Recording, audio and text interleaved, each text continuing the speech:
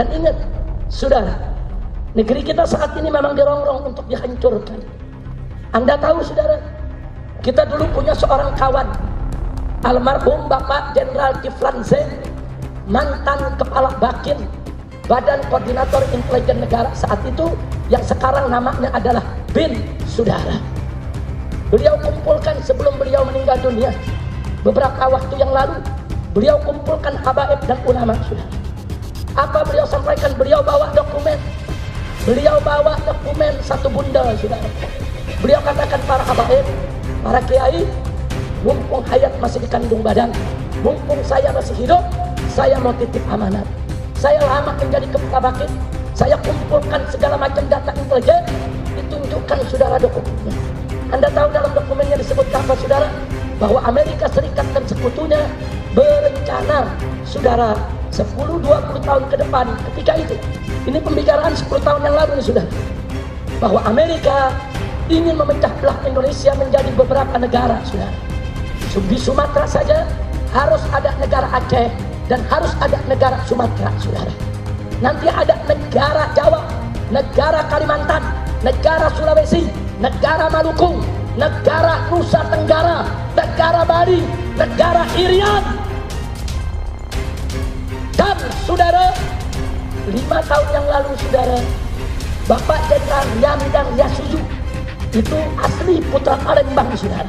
Sebelum beliau menjadi Menteri Pertahanan, saudara, 5 tahun yang lalu beliau sudah ingatkan kepada bangsa Indonesia, hati-hati, di negeri kita ada 50.000 lebih intelijen asing sedang bekerja. Ini yang bicara jenderal, yang bicara pejabat, yang bicara, saudara, orang yang punya pengalaman, yang bicara seorang panglima komando militer.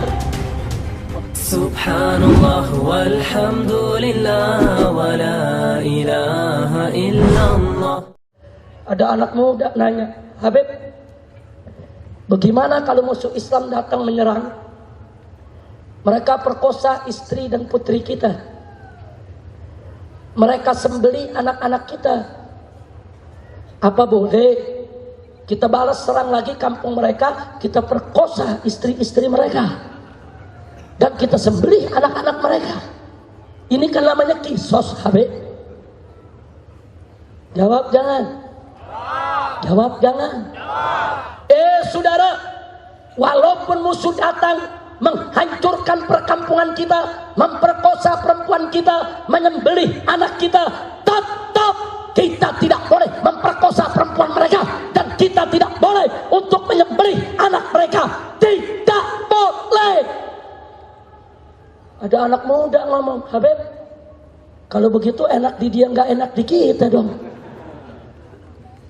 Dia nyerang kita, ngebunuh, memperkosa perempuan kita, nyembelih anak kita, sedangkan kita nggak boleh. Kalau gitu jihad berat dong, Beb.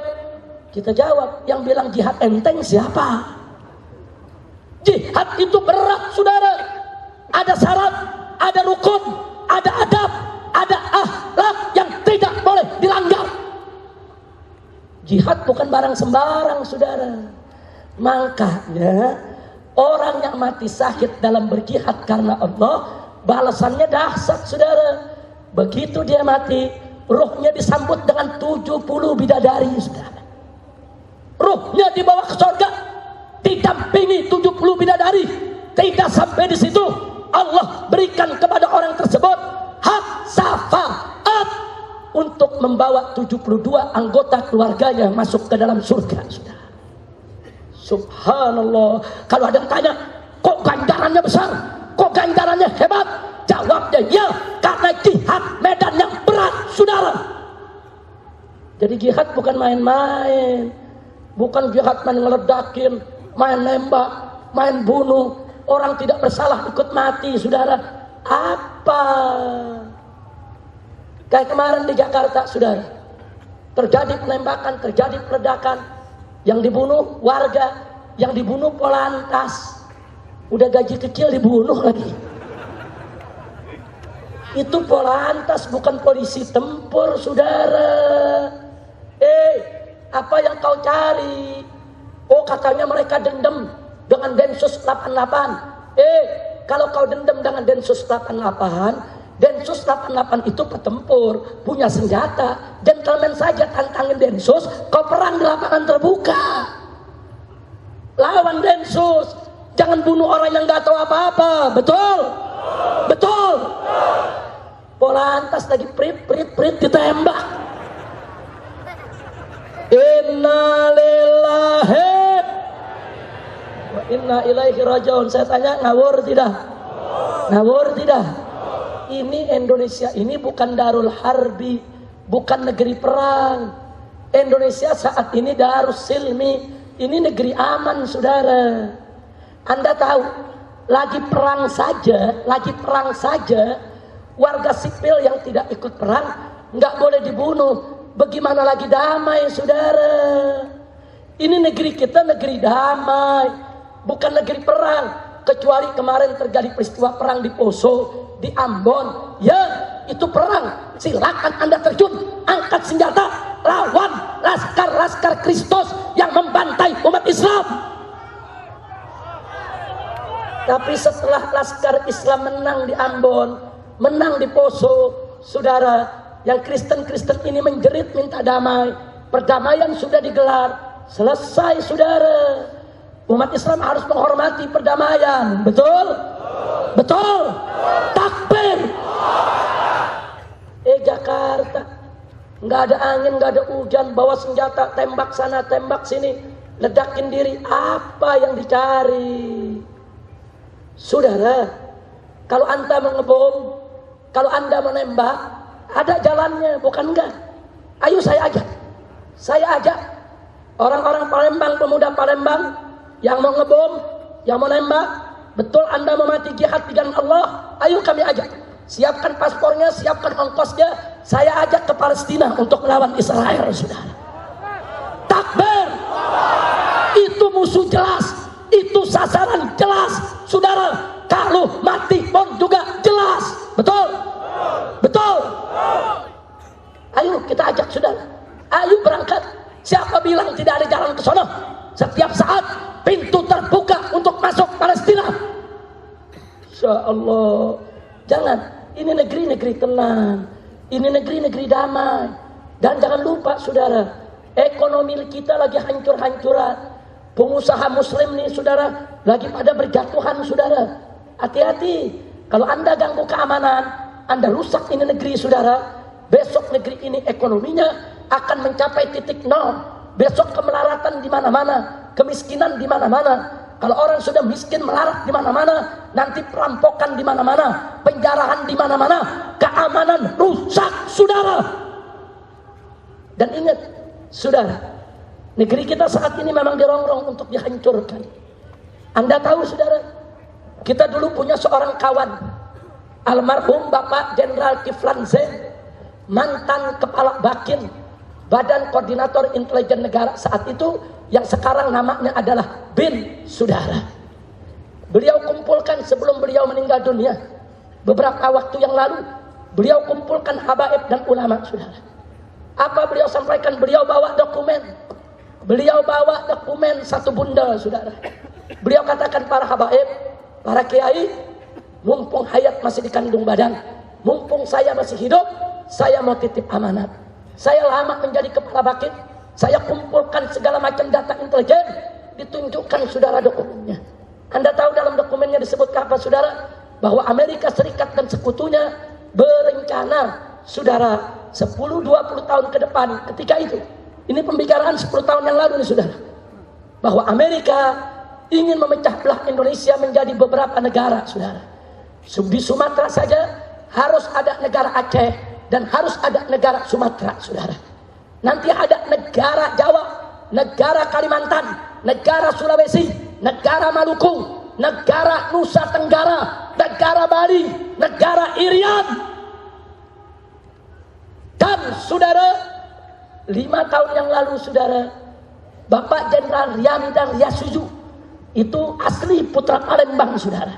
Sebelum beliau menjadi Menteri Pertahanan, saudara, 5 tahun yang lalu beliau sudah ingatkan kepada bangsa Indonesia, hati-hati, di negeri kita ada 50.000 lebih intelijen asing sedang bekerja. Ini yang bicara jenderal, yang bicara pejabat, yang bicara saudara, orang yang punya pengalaman. Yang bicara seorang panglima komando militer. Masya Allah. Beliau ingatkan kita, saudara. Hati-hati Pak ya. Timur-timur sudah lepas dari kita. Sekarang yang mereka sedang dorong Irian supaya lepas lebih dulu sebelum yang lain, saudara. Dan berikutnya Maluku sedang menunggu untuk dibebaskan, saudara. Hati-hati. Republik Maluku Selatan sampai hari ini masih punya kantor di Belanda, saudara. Mereka masih punya kantor dan mereka masih berhubungan dengan dunia internasional. Mereka terus merongrong supaya Maluku menjadi negara sendiri, saudara. Hati-hati Pak Bu ya. Apa yang kita andalkan untuk menghadapi Amerika? Uni Soviet, negara kuat, militernya kuat, nuklir punya, diporak-porandakan menjadi negara-negara kecil. Dan saat ini Uni Soviet nggak ada lagi di peta dunia, saudara. Anda buka peta dunia, Uni Soviet sudah hilang, saudara.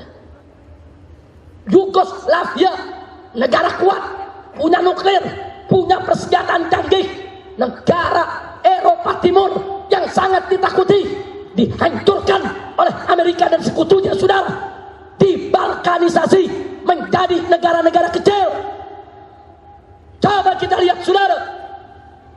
Jadi kalau bicara mengandalkan militer, saudara, Uni Soviet lebih kuat dari kita, Yugoslavia lebih kuat dari kita, saudara. Enggak mampu. Bubar negaranya, saudara. Saat ini di peta dunia, negara Yugoslavia udah nggak ada, negara Uni Soviet udah nggak ada, saudara.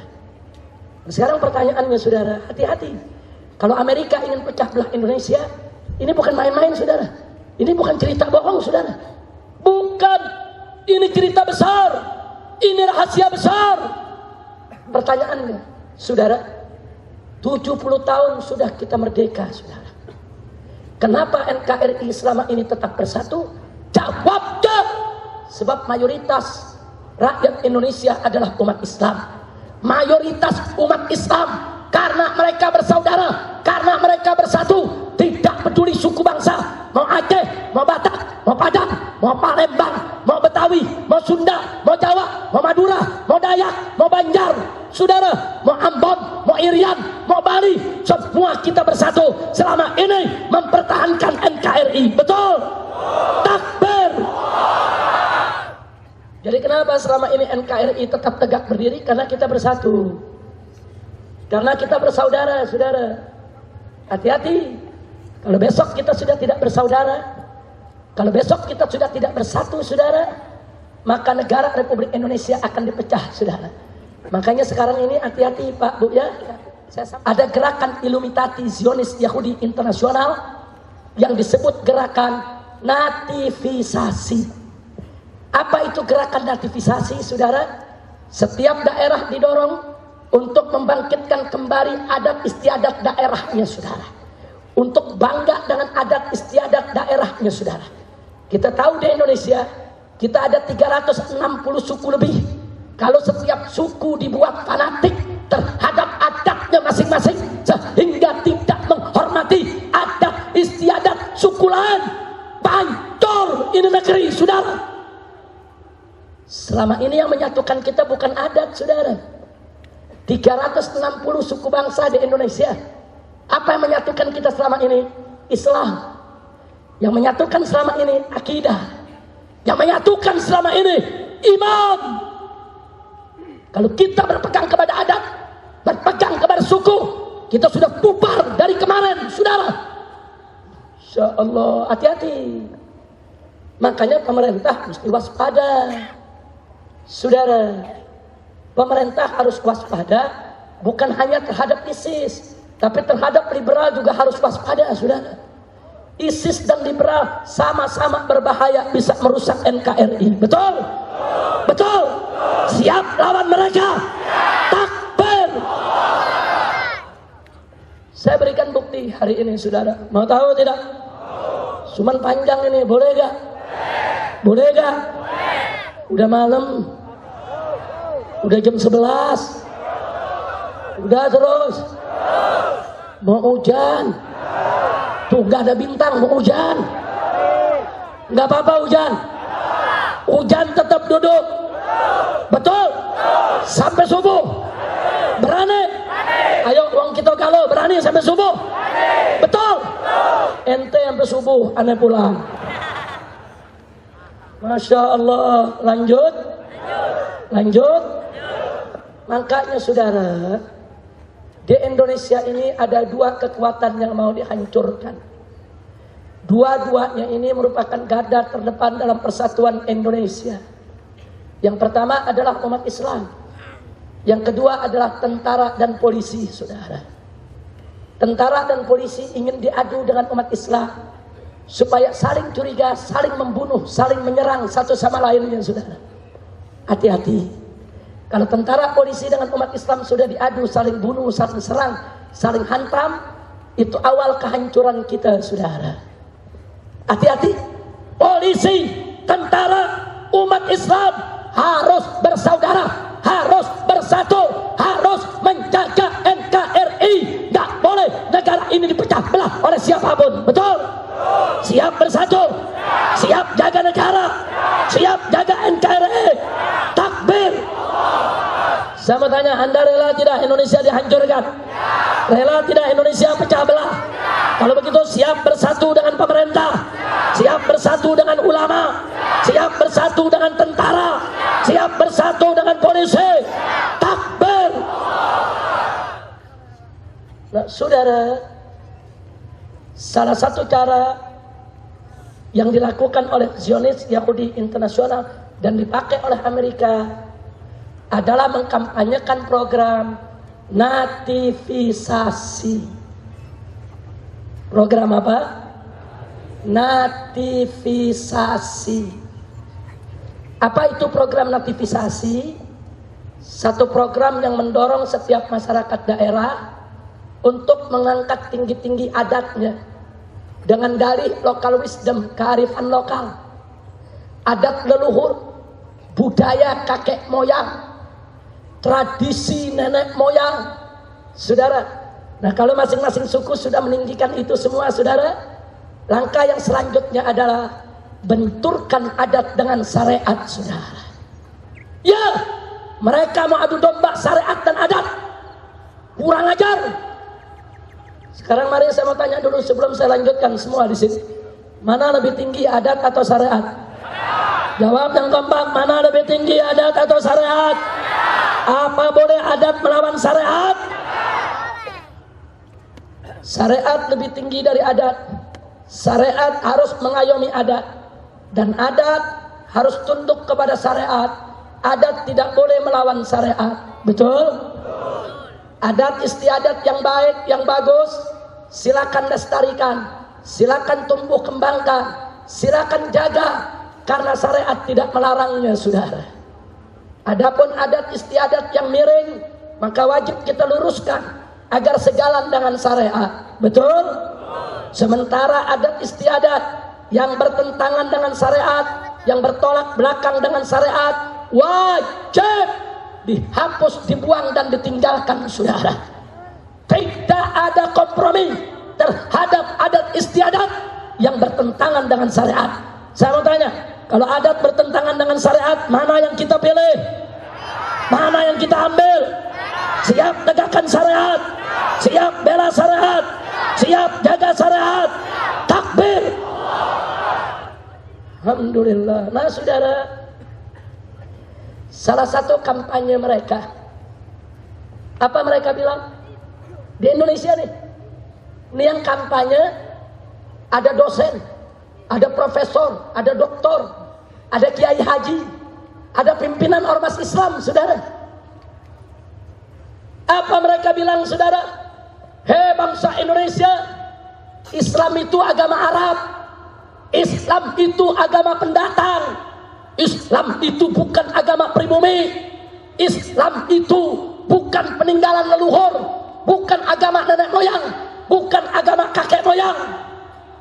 Islam itu agama Arab.